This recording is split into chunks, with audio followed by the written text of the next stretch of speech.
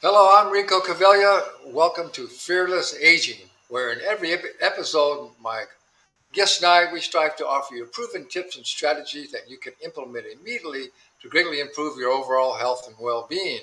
So we're here to inspire you and empower you to become your best self so you can go out and make a bigger positive difference in the world.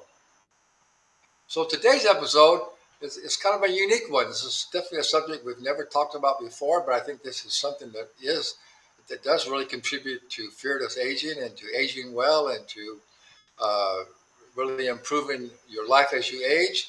So the title is Rightsizing, not Downsizing.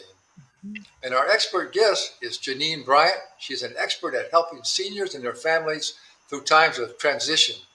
As the owner of Changing Spaces, a senior move management company in Lincoln, Nebraska, she and her team are proud to provide a valuable service that helps take away the stress when clients are right sizing, moving, or clearing out an estate. Since 2010, she has been actively involved in the transition of thousands of clients, and she is passionate about the process of helping older adults right size their belongings by keeping the best and letting go of the rest. I like that. Really good.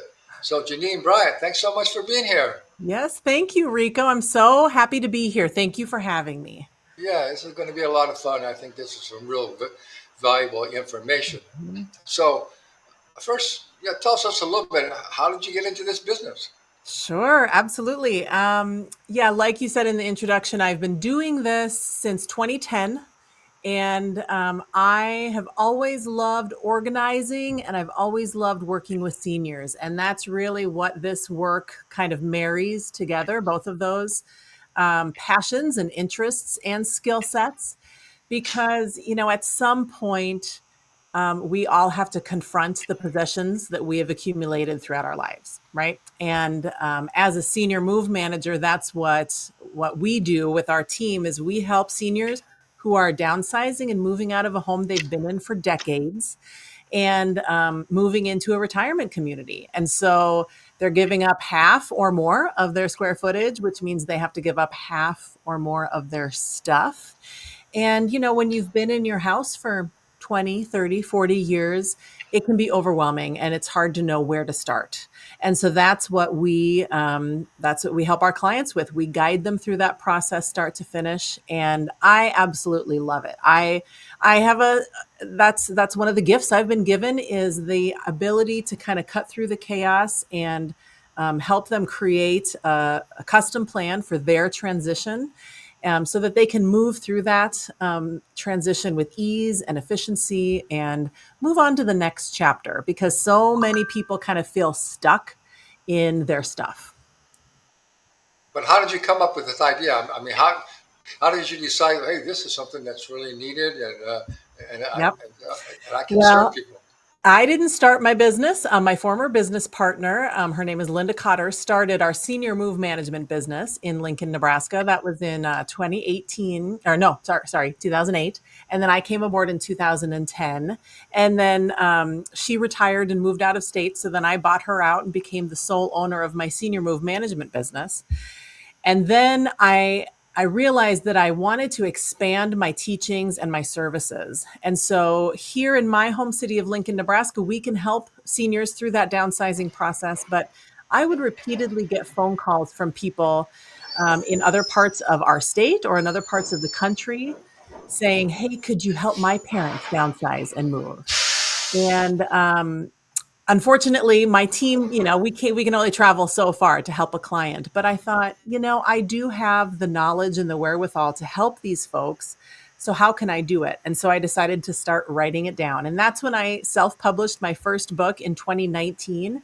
And that's when my brand easyrightsizing.com was born. And that's sort of my educational brand that can really help anyone through the downsizing process, no matter where they live. Because I could see in my own senior move management business just how much of a need there is. Um, in the United States, most people have too much stuff, and when you are downsizing and going to a retirement community, it's finally you can't put it off anymore, right? It's finally time to confront all those possessions and figure out what are we going to do with all of this stuff. So I knew there was a need and I knew I could fill it. Yeah, I mean, I can do. I understand that. I've done some downsizing, maybe not right sizing, but I'm going to learn how to do that now.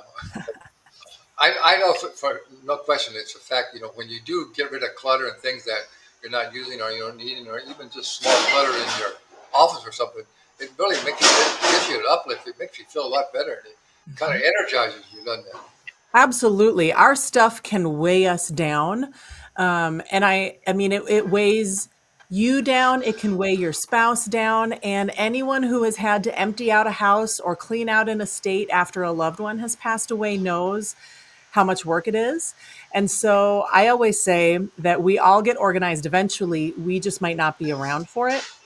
So if we can either confront our possessions or those we leave behind, our spouse, our children, someone will have to do it for us. So why not be proactive and, do that for ourselves?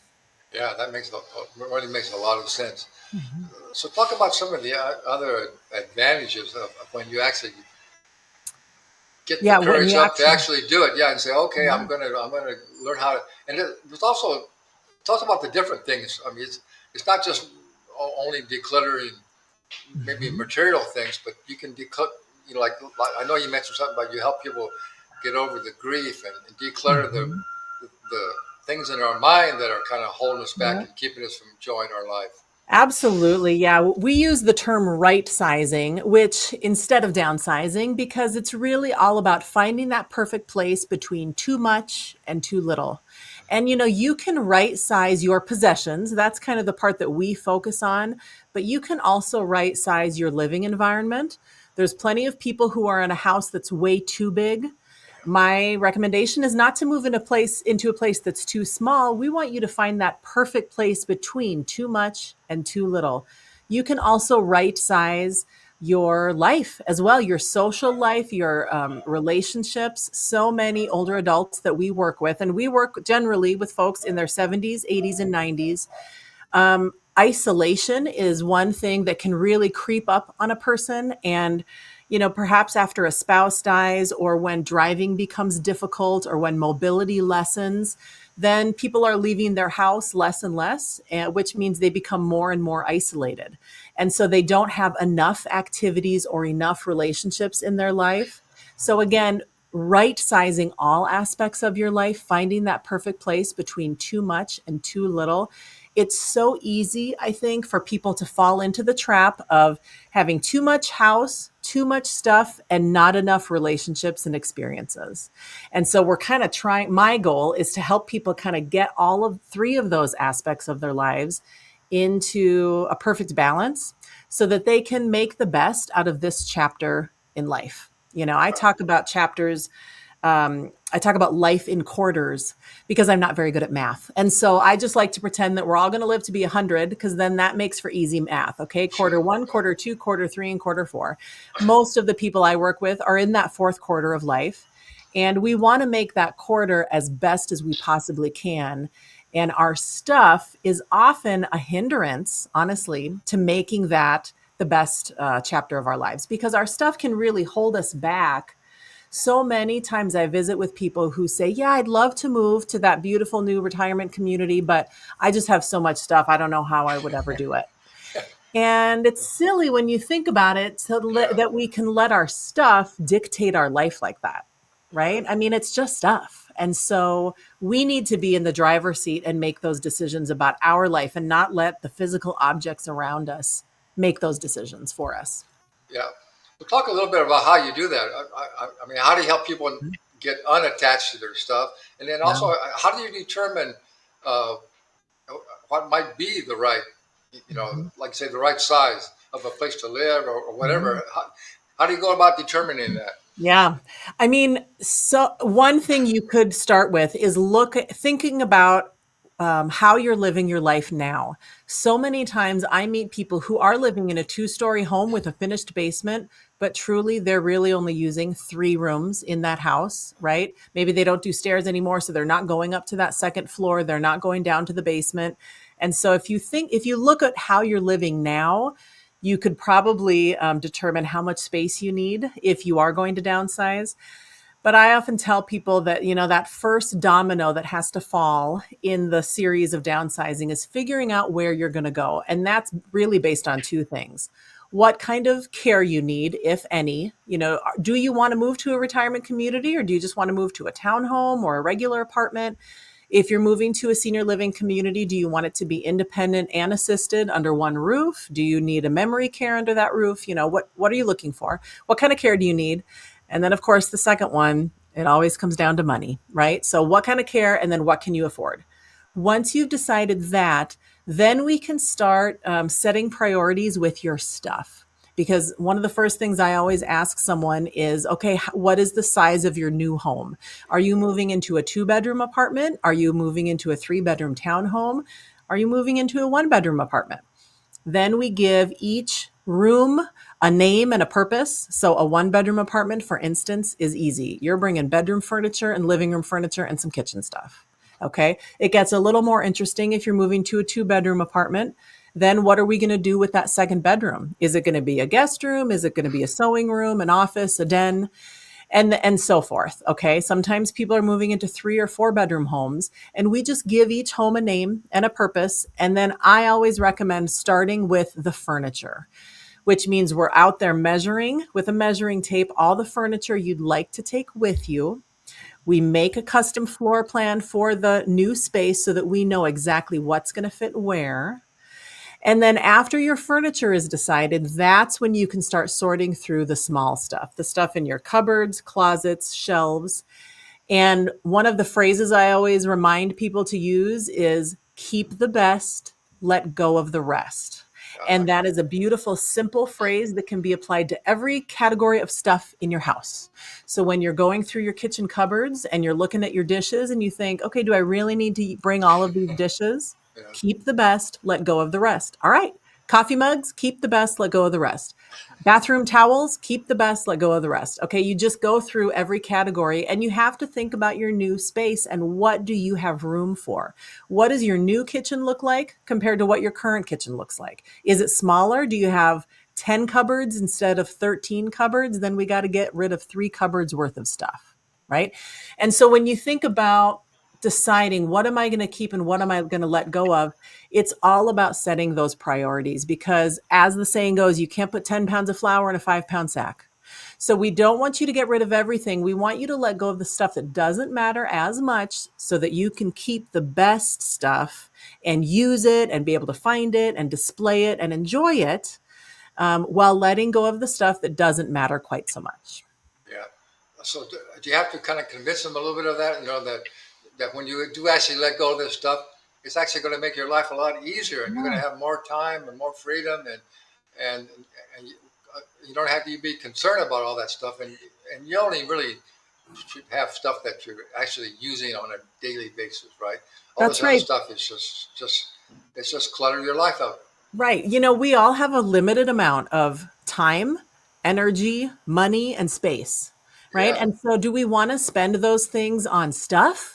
Or do we want to spend those things on relationships, on experiences, on, our spirituality, on our health? We all have to make priorities when it comes to all of these things: our space, our money, our time, our energy. And so it's easy to waste those things, but I think when you're in the fourth quarter of life, right, it becomes even more imperative that you really prioritize those things. Yeah, I can definitely vouch for that because that's where I'm at myself, and Mhm. I know too. I mean, if you're still hanging on to the past and Mhm. so much material stuff, your life's not going to be nearly as joyful and as fulfilled as you need to be. Because when you get to this stage of your life, you need to shift your priorities. I just mentioned your spiritual things, how you can make a bigger difference. Really what Mhm. your life about, and focus on things that are much more important than just worrying about all these material things that just clutter up your life. Yeah, I always say that your legacy is so much more than your stuff. And when Yeah, you are gone, your family will remember things about you that have absolutely nothing to do with your collections, with the stuff yeah, you've accumulated, right? yeah, And I often lead people through this exercise where I ask them to name their 4 grandparents, And then I challenge them to name all 8 of their great grandparents. And most people cannot do that, right? And that's a harsh exercise that helps us to understand that in 3 generations, our names very well may be forgotten. And so, if our great grandchildren may not be able to remember our names, they certainly aren't going to want our stuff. And so, then letting go of your Hummel collection becomes a whole lot easier because it meant a lot to you, which is great, and you should enjoy it.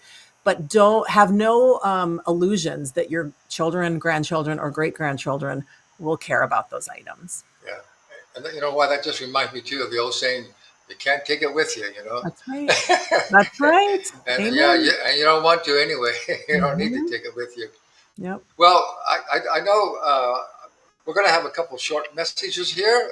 The first message is going to be how they can connect with you. I know on your website you have also some courses, you have some free Hmm. stuff, and how they can get your books that can be really helpful, and how they can consult with you as well.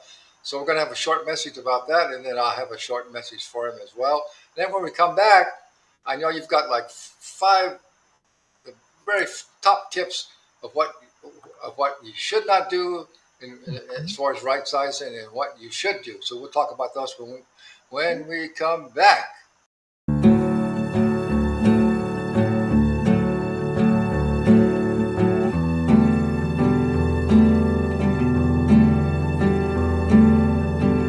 My name is Jeanine Bryant, the Rightsizing expert at EasyRightsizing.com. I hope that this video has given you the inspiration to go through your own right-sizing journey and to see it as the gift that it truly is to your family members. If you'd like more tips and information and a little inspiration to get going, check out the other videos in this series and the resources at EasyRightsizing.com.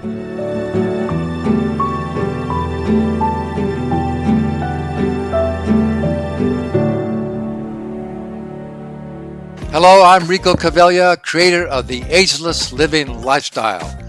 If you are concerned about premature aging and you want to avoid disease and old age, and you want to live a more healthy, energetic, and vital long life, I have proven solutions for you. So number 1, go to agelessliving.lifestyle.com and take our aging quiz to see how well you are doing. And number 2, book your free coaching session with me to discuss your wellness challenges, and I promise to get you going on the right track. You can transform your health and your life, and I can help.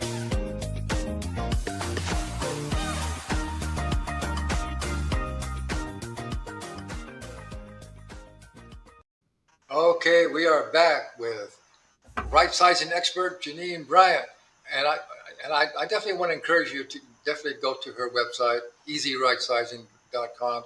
I've been there. I've checked out she has a lot of good videos there, a lot of free trainings. It's all the right stuff, really helpful. It's going to help you to age well and not to fear aging as well. So on the time we have left, Jeanine, I noticed on your website you have your top 5 tips, that things that you don't want to do, and then 5 top tips that you do want to do. So tell us about that. Absolutely. Yeah. Thank you. On my website, easyrightsizing.com, there are, like you said, a lot of free resources. And then there's also links to books, which are not free, and an online course as well that you can purchase. But the free resources, one of them is my blog. And there's several blog articles that I think have lots of helpful information. And we're going to be referencing 2 of them. The first one I'll talk about is the top 5 don'ts of right sizing. So these are things to not do when you're right sizing. And the first is don't prioritize stuff over people. We've all heard about or been in situations where fighting over stuff. And, every story needs a hero. It might as well be you. So if you and your siblings are fighting over something, items that your parents left behind, at some point, you need to lay down that argument and prioritize the relationship over the stuff. So Yeah. it's really important to always remember people over stuff, always. Well, let me ask you about that, because I just see that I know because you hear a lot of these stories that people in family being even go to court suing each other. I know. So how do you help people do that? I mean, if you say okay, I have all this stuff, and you have a lot of children, should I leave this Mhm. to this and this Mhm. person? I mean, how do you go about helping people figure that out? Mhm. Well, the best possible scenario is when the parents talk about it openly with their children before they die, because then there's hopefully no argument, right? It's the parent stuff, and my personal take on it is that we are not entitled to anything, right? So anything that we inherit from parents, grandparents, aunts, uncles is just gravy. We don't have a right to any of it. But Right. if people are looking for a methodical way of dividing up the stuff, there's a few different ways that people have done it. Sometimes they go in birth order. Sometimes they draw cards from a deck of cards, and the highest card goes first and picks one Okay. item, and then Okay. goes down to the next, and you pick one item, and they kind of do round robin. I always recommend having only siblings in the room if you're dividing up the parents' things. Only those siblings, no in-laws allowed, right? No spouses allowed. And then after the siblings have taken things, then maybe invite the grandchildren in to divide things up. Um, but ultimately, if you know that there's going to be a lot of contention over an item, I would encourage you to do a lot of self-reflection and really think about how important that item is to you. What are you willing to sacrifice for that item? If it's really going to ruin the relationship, you might consider being the bigger person, and then you can just pat yourself on the back, and maybe no one else will, but let the other person have that. I often compliment adult children who are going through this process and who are doing it well. I tell them, your parents are so proud looking down on you right now, because I can tell you that I think if when there is that sibling infighting, I don't think the parents would look down and be proud of how the kids Yeah. are handling it. Yeah. And No question so about it. it becomes Okay. a, So yeah. let's go on to number two. We Sure. Yep. we've only got about 3 more minutes here. So Okay. So don't keep something just because you paid a lot of money for it, right? We've all fallen into that trap. The money is gone. You don't keep it if you're not using it. Don't keep things that you haven't used in a year. Okay. That's kind of a good cutoff time. If that's you a haven't good one. used it in over Yeah. a year, let it go. Don't let your stuff hold you back. Like I was saying earlier, hold you back from making big positive life choices. Don't let your stuff dictate your life.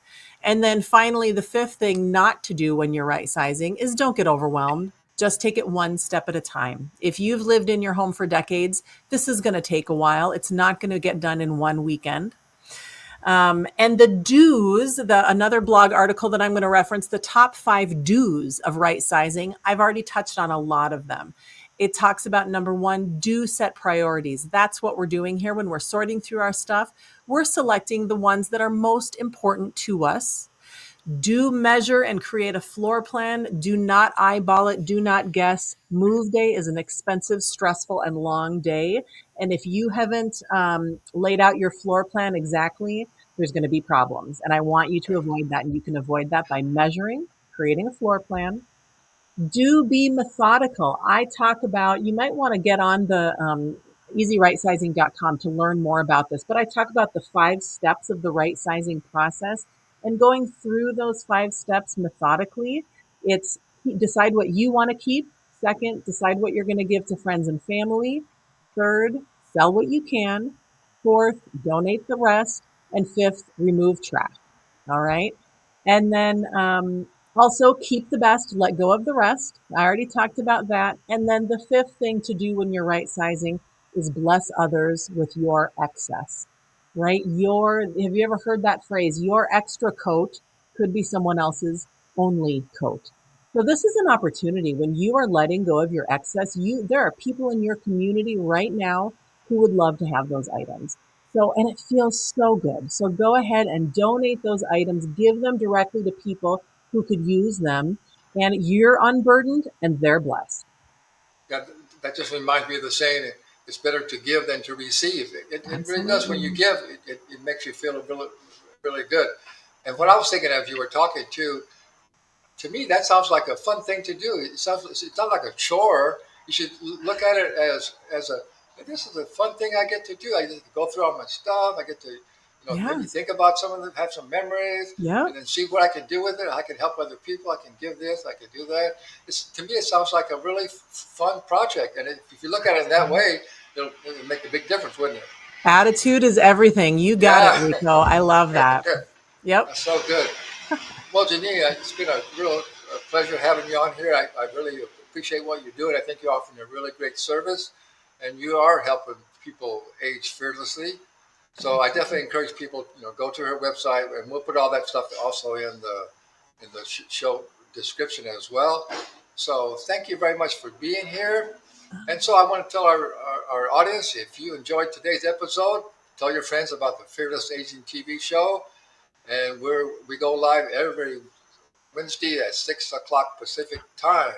So once again, thanks so much for being here.